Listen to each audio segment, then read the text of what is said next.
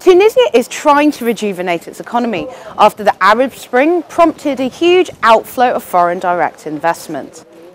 The country has recently been hit by a spate of suicide bombings for the first time in over a decade.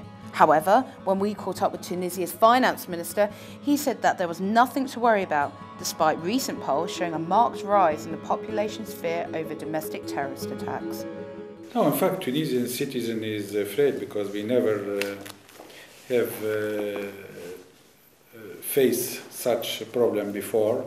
When we start this war to the terrorism will not stay without any resistance, and they are trying to resist and to make people more afraid, to make more spectacular action. We can't avoid a problem in next few months or other form of resistance, but all of this is more the end for us than the beginning.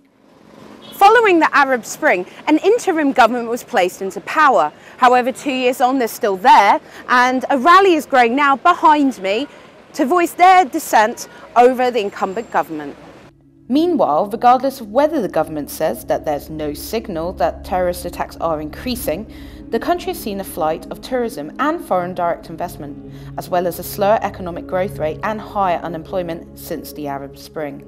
It is true that from January 2011, when we had the revolution, in this year we had a big decrease in FDI. We can say that it is 35% decrease of FDI. And it is normal because it was a year of, revolution, and we have this transitional period, and the companies were worried about losing the competitiveness of the site. You know that maybe during 2 weeks we have some security problems, and after these 2 weeks we had some social problems. So companies, they were worried first about the security, and then about even the increase of the salaries, maybe huge increase of the salaries that made them losing the competitiveness. However, the government has made it clear that they understand that reforms and a jumpstart to the national dialogue talks are pertinent in staving off concern and drawing in future investment. Definitely, since the revolution, both fiscal and current account deficit increased by around 4 points, even more for the fiscal deficit. Mainly the expense in the subsidies, which represent a huge part of the budget, was increased by 300% more, in particular due to the increase of the price of the barrel comparing with 2010.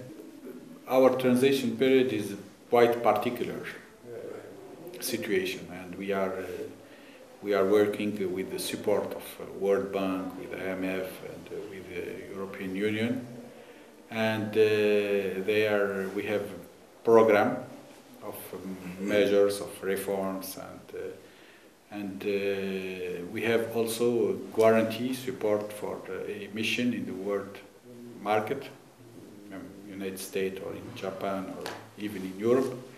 And we are in the, let's say, in the particular case, and it will not have a big effect because we have a special, let's say, agreement according to the transition period, which is now, let's say, could be a success story, because if we compare with the other, the process is still running, which is a good thing.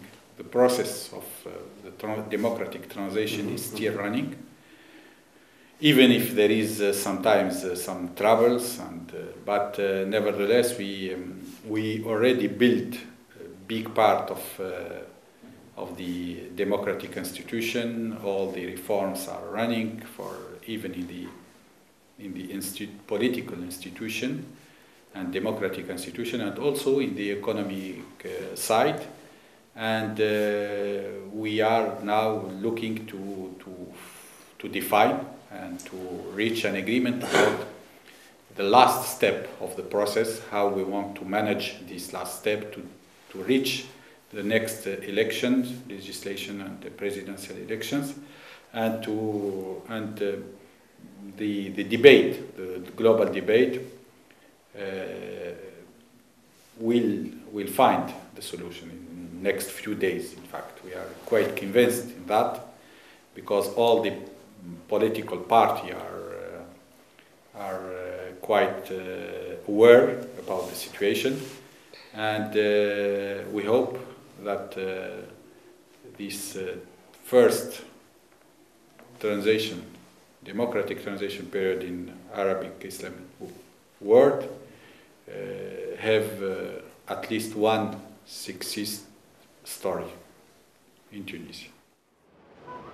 But until the national dialogue restarts and economic reforms are put in place, only time will tell whether Tunisia can stave off another Arab Spring.